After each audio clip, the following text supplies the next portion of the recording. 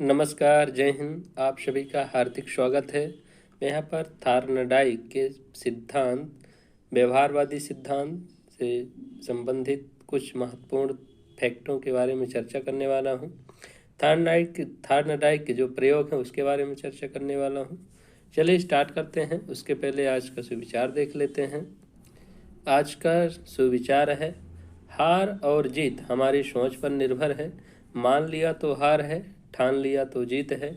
चलिए स्टार्ट करते हैं। व्यवहारवादी सिद्धांत और थार्नडाइक के प्रयोग।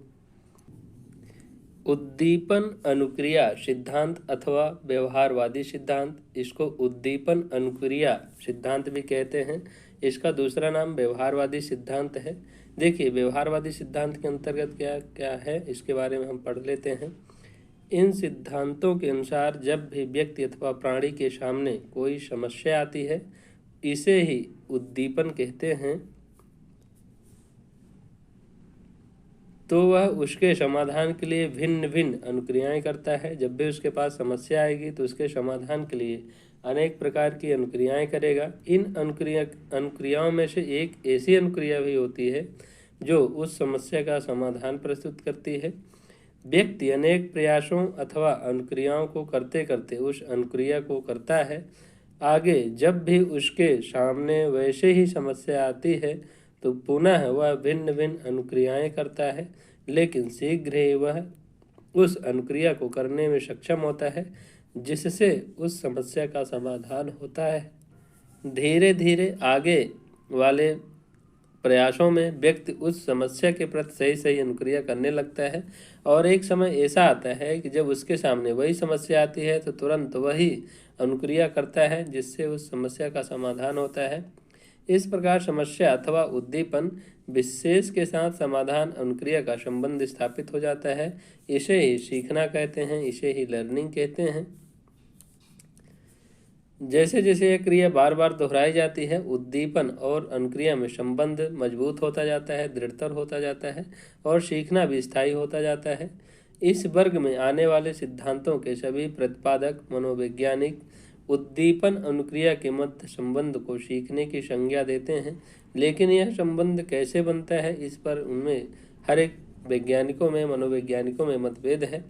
कुछ मनोवैज्ञानिकों का विचार है कि उद्दीपन अनुक्रिया में संबंध उसके बाद दिए जाने वाले पुनर्वलन पर निर्भर करता है, क्योंकि इस पुनर्वलन के कारण सीखने वाले व्यक्ति को संतुष्टि होती है और वह उस अनुक्रिया को उद्दीपन के साथ संबंधित कर देता है। इन सिद्धांतों को उद्दीपन अनुक्रिया पुनर्वलन सिद्धांत भी कहते हैं। इन सिद्धांतों को प्रभावक सिद्धांत भी कहते हैं। इस श्रेणी के अंतर्गत थार्नडाइक, स्किनर, पावलोव, हल और मिलर द्वारा प्रतिपादित सीखने के सिद्धांतों को रखा जाता है। मनोवैज्ञानिकों का विचार है कि उद्दीपन तथा अनुक्रिया साथ साथ होते हैं और बार बार होते हैं, तो आप ही इनके मध्य संबंध स्थापित हो जाता है और इसे ही सीखना कहते हैं। इन सिद्धांतों को उद्दीपन अनुक्रिया पुनर्वलन सिद्धांत भी कहा जाता है। इस श्रेणी के अंतर्गत गुथरी, एड्स, यहाँ पर गेट्स होगा, गुथरी और गेट्स के सिद्धांत प्रमुख हैं। प्रमुख उद्दीपन अनुक्रिया सिद्धांत अथवा व्यवहारवादी सिद्धांत निम्नलिखित हैं।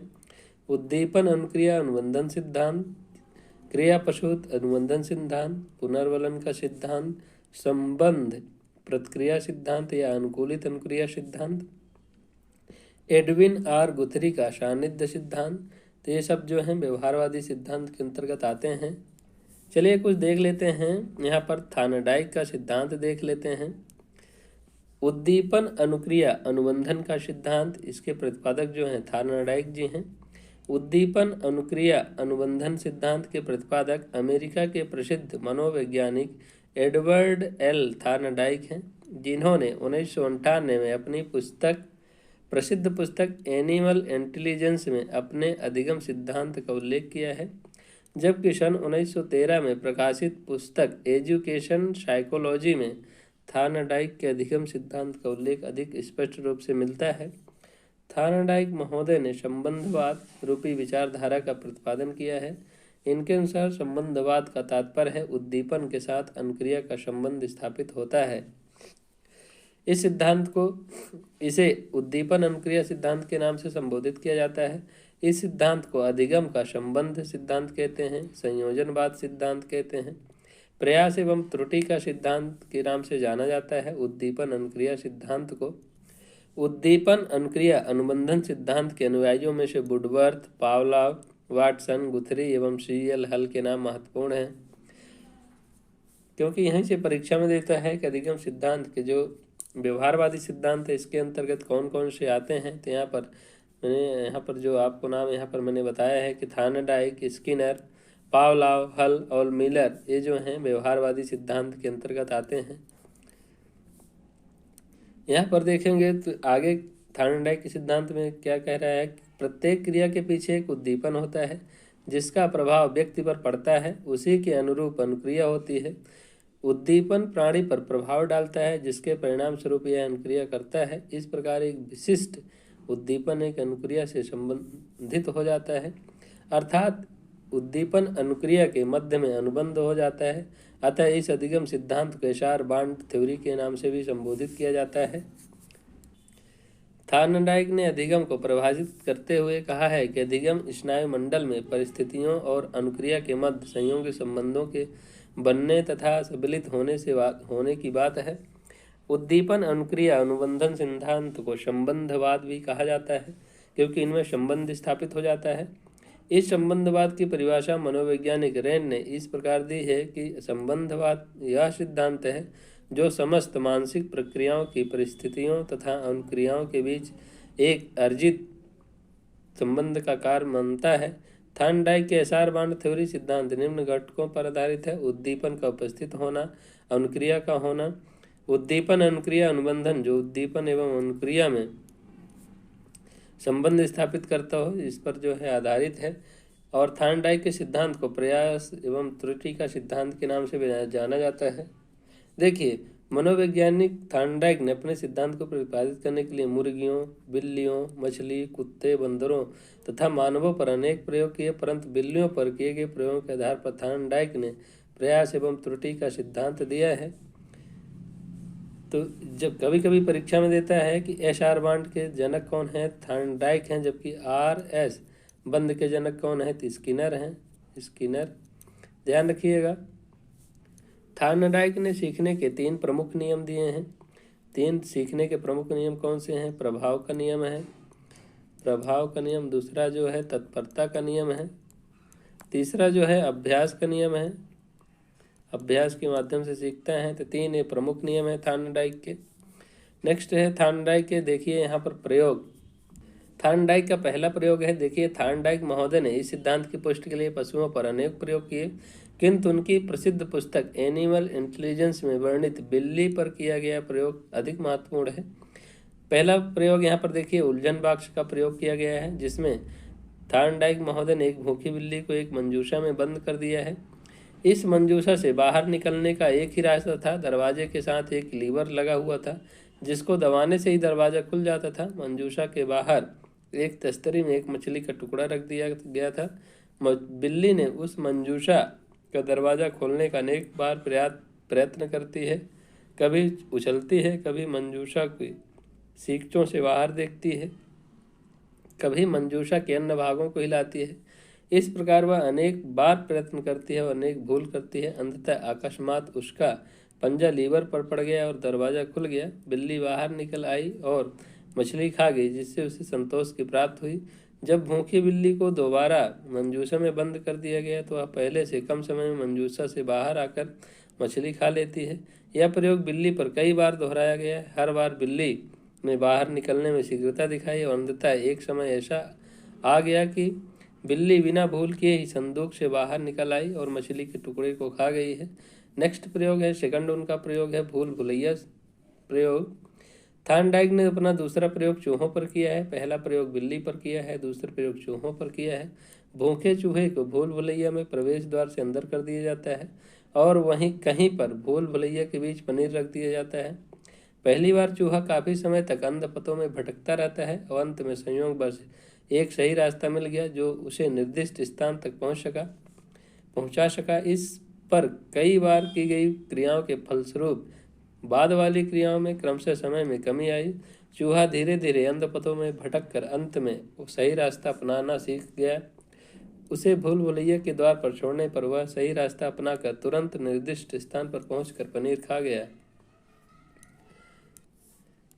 ये थे 2 प्रयोग किए हैं। यहाँ पर देखिए थार्नडाइक ने अपने प्रयोगों से क्या निष्कर्ष निकाले हैं, तो निष्कर्ष थोड़ा देख लीजिए दोनों प्रयोग से क्या क्या निकला है। पहला है, सीखने के लिए सबसे पहली आवश्यकता उद्देश्य होता है। जैसे ऊपर के प्रयोग में भोजन प्राप्त करना उद्देश्य था। सेकंड है, उद्देश्य के पीछे कोई प्रेरक अथवा विप्रेरक होता है, जैसे ऊपर के प्रयोग में भूख थी।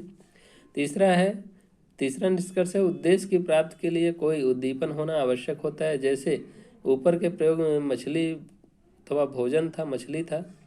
उद्देश्य की प्राप्ति के लिए अनुक्रिया आवश्यक होती है। जैसे ऊपर के प्रयोग में बिल्ली का पिंजरे से बाहर आने के लिए प्रयत्न करना है। जो अनुक्रियाएं उद्देश्य प्राप्ति में सहायक होती हैं उन्हें सीखने वाला अपनाता चलता है, और जो क्रियाएं निरर्थक होती हैं उन्हें छोड़ता चलता है, जैसे ऊपर के प्रयोग में बिल्ली ने किया है। छठवां है, उद्देश्य की प्राप्ति पर सीखने वाले के तंत्रिका तंत्र में उद्दीपन और उद्दीपन की प्राप्ति में सहायक अनुक्रिया में शक्तिशाली संबंध स्थापित हो जाता है। भविष्य में जब कभी भी सीखने वाले के सामने वही उद्दीपन उपस्थित होता है तो उसके प्रति वही अनुक्रिया करता है। थार्नडाइक की दृष्टि से मनुष्य के मस्तिष्क से उद्दीपन, यहाँ पर देखिए थार्नडाइक के सिद्धांत के गुण एवं विशेषता क्या क्या दिया है, थोड़ा देख लेते हैं। यह सिद्धांत उद्दीपन और अनुक्रिया के संबंध को सीखने का आधारभूत स्तंभ माना जाता है। यह सिद्धांत शिक्षण कार्य में प्रेरणा को अधिक महत्व देता है। यह सिद्धांत इस बात पर बल देता है कि सीखना एक असंबद्ध प्रक्रिया नहीं है, बल्कि प्रत्यक्ष गत्यात्मक, ज्ञानात्मक, भावात्मक अंगों का एक पुंज है। इस सिद्धांत के अनुसार जो व्यक्ति उद्दीपनों और अनुक्रियाओं में जितना अधिक संबंध स्थापित कर लेता है उतना ही अधिक वह बुद्धिमान हो जाता है। 5वां है, इस सिद्धांत के आधार पर थार्नडाइक ने सीखने के 3 मुख्य नियमों का प्रतिपादित किया। तत्परता का नियम, अभ्यास का नियम, प्रभाव या परिणाम का नियम दिया है। थार्नडाइक के सिद्धांत की कमियां हैं, कुछ देख लेते हैं। जैसे छात्र केवल प्रयत्न एवं भूल द्वारा ही नहीं सीखता है, बल्कि सूझ एवं अन्य मानसिक क्षमताओं के प्रयोग द्वारा भी सीखता है। इस सिद्धांत के अनुसार सीखने के लिए उद्दीपन की आवश्यकता होती है, लेकिन छात्र बिना बाह्य उद्दीपन के भी अनुक्रिया कर सकता है। इस सिद्धांत का प्रतिपादन पशुओं पर प्रयोग करके किया गया है। यह सिद्धांत मनुष्यों की सीखने की प्रक्रिया पर पूर्ण रूप से लागू नहीं होता है, क्योंकि जंतुओं पर किया गया है। यह सिद्धांत सीखने को एक यांत्रिक प्रक्रिया मानता है, जबकि मनुष्य के सीखने की प्रक्रिया बुद्धि, तर्क, चिंतन और विवेक आदि की महत्वपूर्ण भूमिका होती है। प्रयत्न एवं भूल द्वारा सीखने में समय अधिक लगता है। यह सिद्धांत अधिगम के कारणों पर प्रकाश नहीं डालता है। इस सिद्धांत में निहित अभ्यास के नियम का पुनः दुरुपयोग होता है। कुछ मनोवैज्ञानिकों का मानना है किसी कार्य को सीखने हेतु निरर्थक प्रयास की अपेक्षा किसी एक विशिष्ट विधि से सीखा जाना अधिक अच्छा होता है। थार्नडाइक के सिद्धांत की जो शैक्षिक उपादेयता है, इसके बारे में थोड़ा देख लेते हैं। थार्नडाइक द्वारा प्रतिपादित प्रयत्न और भूल के सिद्धांत की शैक्षिक उपादेयता महत्वपूर्ण है। सामान्य जीवन में अनेक अनुसंधानों में इस सिद्धांत का प्रयोग होता रहा है। गणित के शिक्षण में प्रयत्न और भूल द्वारा ही प्रारंभिक अवस्था में बालकों को गणित सिखाई जाती है। पूर्व प्राथमिक कक्षाओं में भी इस विधि द्वारा बालकों को पढ़ाया व सिखाया जाता है। उदाहरण शुद्ध एवं स्पष्ट लिखने के लिए बार बार अभ्यास कराना आवश्यक होता है। थार्नडाइक ने अपनी पुस्तक एजुकेशन ए फर्स्ट बुक में अपने सिद्धांत की शैक्षिक उपादेयता के बारे में विस्तार से वर्णन किया है। इनमें से कुछ प्रमुख निम्नलिखित हैं। जैसे देखिए, कक्षा के उद्देश्य स्पष्ट परिभाषित होने चाहिए, वे सीखने वालों की क्षमताओं की पहुंच के अंदर होने चाहिए। दूसरा है, कक्षा के उद्देश्यों को छोटी छोटी इकाइयों में बांट देना चाहिए ताकि शिक्षार्थियों को सही अनुक्रिया करने में कम प्रयास करने पड़े।